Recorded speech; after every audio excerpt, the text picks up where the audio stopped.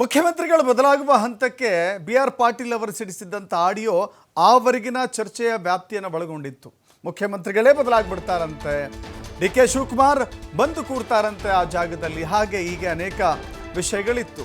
ಇದೀಗ ಒಂದು ಕಡೆ ಶಾಸಕರ ಅಸಮಾಧಾನವನ್ನು ಶಮನ ಮಾಡುವ ನಿಟ್ಟಿನಲ್ಲಿ ಹೈಕಮಾಂಡ್ನ ಸುರ್ಜೇವಾಲಾ ಕ್ರಮ ವಹಿಸ್ತಾ ಇದ್ದರೆ, ಮತ್ತೊಂದು ಕಡೆ ನನಗೂ ಹಾಗೂ ಡಿ.ಕೆ. ಶಿವಕುಮಾರ್ಗೂ ಬೇರೆ ಯಾವುದೇ ರೀತಿಯ ಭಿನ್ನಾಭಿಪ್ರಾಯಗಳಿಲ್ಲ, ನಾವಿಬ್ಬರು ಒಗ್ಗಟ್ಟಾಗಿದ್ದೇವೆ, ಒಗ್ಗಟ್ಟಾಗಿ ಮುಂದುವರಿತೇವೆ ಅಂತ ಹೇಳಿದ್ದಾರೆ. ಜೊತೆಗೆ ಮುಖ್ಯಮಂತ್ರಿ ಬದಲಾವಣೆ ವಿಚಾರಕ್ಕೆ ಸಂಬಂಧಪಟ್ಟಂತೆ ಅಲ್ಲಲ್ಲಿ ಕೆಲವಷ್ಟು ಜನ ಮಾತನಾಡ್ತಾ ಇದ್ರು. ಮೊನ್ನೆಯಷ್ಟೇ ಯತೀಂದ್ರ ಸಿದ್ದರಾಮಯ್ಯ ಹೇಳಿದ್ರು, ನೋಡಿ ಡಿ.ಕೆ. ಶಿವಕುಮಾರ್ ಮುಖ್ಯಮಂತ್ರಿ ಆಗ್ತಾರೆ ಅಂತ ಹರಡಿಸುವಂಥವರು ಕೆಲವಷ್ಟು ಜನ ಇದ್ದಾರೆ, ಆದರೆ ನಾನು ಅವ್ರು ಆಗ್ತಾರೆ ಬಿಡ್ತಾರೆ ಅಂತ ಯಾವ ವಿಷಯಕ್ಕೂ ಕೂಡ ಕಮೆಂಟ್ ಮಾಡೋದಿಲ್ಲ, ಆದರೆ ಮುಖ್ಯಮಂತ್ರಿಯಾಗಿ ಸಿದ್ದರಾಮಯ್ಯವರು ಮುಂದುವರಿತಾರೆ ಅಂತ ಹೇಳಿ ಯತೀಂದ್ರ ಹೇಳಿದರು. ಹೀಗಾಗಿ ಸೆಪ್ಟೆಂಬರ್ ಕ್ರಾಂತಿ ಅಂದರೆ ಕೆಲವಷ್ಟು ಜನ ಮುಖ್ಯಮಂತ್ರಿ ಬದಲಾವಣೆ ಅಂತ ಅಂದುಕೊಂಡಿದ್ದಾರೆ. ಅದಕ್ಕೆ ತೆರೆ ಎಳೆದಿರುವಂಥ ಸಿ.ಎಂ. ಸಿದ್ದರಾಮಯ್ಯ ಈ ಬಾರಿಯ ದಸರಾ ಉದ್ಘಾಟನೆ ನಾನೇ ಮಾಡ್ತೇನೆ, ಅಲ್ಲಿಗೆ ನೇರವಾಗಿಯೇ ಹೇಳಿದ್ದಾರೆ, ನಾನು ಅಲ್ಲಿಗೆ ಮುಖ್ಯಮಂತ್ರಿಯಾಗಿ ನಾನೇ ಇರ್ತೇನೆ ಅಂತ ಹೇಳಿದ್ದಾರೆ.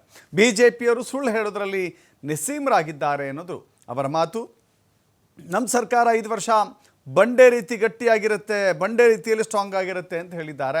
ಡಿ.ಕೆ. ಶಿವಕುಮಾರ್ ನಾನು ಇಬ್ಬರು ಚೆನ್ನಾಗೇ ಇದ್ದೇವೆ, ನಮ್ಮಿಬ್ಬರ ಮಧ್ಯೆ ತಂದಿಡುವ ಯತ್ನ ಮಾಡಿರಬಹುದು, ಬಟ್ ನಾವಿಬ್ಬರು ಕೇಳೋದಿಲ್ಲ, ನಾವಿಬ್ಬರು ಒಗ್ಗಟ್ಟಾಗಿದ್ದೇವೆ ಅಂತ ಹೇಳಿ ಪರಸ್ಪರ ಇಬ್ಬರು ಕೈ ಹಿಡಿದುಕೊಂಡು ಒಗ್ಗಟ್ಟಿನ ಸಂದೇಶವನ್ನು ತೋರಿಸಿದ್ದಾರೆ. ಈ ದೃಶ್ಯ ನೋಡಿದ ತಕ್ಷಣ ಕೆಲವಷ್ಟು ಜನಕ್ಕೆ ನೆನಪಾಗೋದು ಡಿ.ಕೆ. ಶಿವಕುಮಾರ್ ಹಾಗೂ H.D. ಕುಮಾರಸ್ವಾಮಿ ಅವರು ಸದನದಲ್ಲಿ ನಿಂತ್ಕೊಂಡು ಜೋಡೆತ್ತು ಅಂತ ಹೇಳಿ ಪರಸ್ಪರ ಇಬ್ಬರು ಕೈ ಹಿಡಿದುಕೊಂಡು ಬಹಳ ದೊಡ್ಡ ಒಗ್ಗಟ್ಟಿನ ಸಂದೇಶ ಅನ್ನುವ ರೀತಿಯಲ್ಲಿ ತೋರಿಸಿದರು.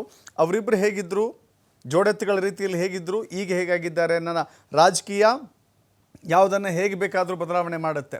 But CM. ಸಿದ್ದರಾಮಯ್ಯ ಹಾಗೂ ಡಿ.ಸಿ.ಎಂ. ಡಿ.ಕೆ. ಶಿವಕುಮಾರ್ ವಿಚಾರದಲ್ಲಿ ಹಾಗೆ ಆಗಬೇಕು ಅಂತಿಲ್ಲ.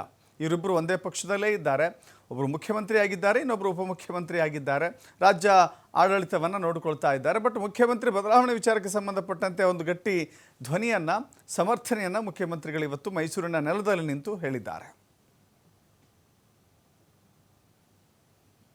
ನಾವಿಬ್ರು ಚೆನ್ನಾಗಿದ್ದೀವಲ್ವಾ?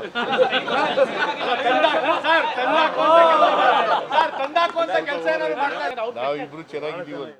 ನೋಡಪ್ಪ, ಈ ಸರ್ಕಾರ 5 ವರ್ಷ ಬಂಡೆ ತರ ಭದ್ರವಾಗಿರುತ್ತದೆ. ನೀವಿಬ್ರು ಜೊತೆಯಲ್ಲಿ ಚೆನ್ನಾಗಿರ್ತೀರಾ ಅಂತ. ನಾವಿಬ್ರು ಚೆನ್ನಾಗಿದ್ದೀವಲ್ವಾ?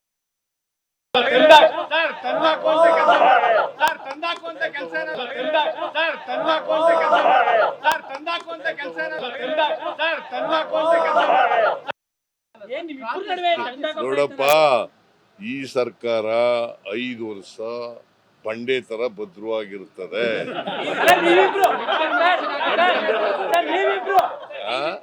ನೀವಿಬ್ರು ಜೊತೆಯಲ್ಲಿ ಚೆನ್ನಾಗಿರ್ತೀರಾ ಅಂತ. ನಾವಿಬ್ರು ಚೆನ್ನಾಗಿದ್ದೀವಲ್ವಾ?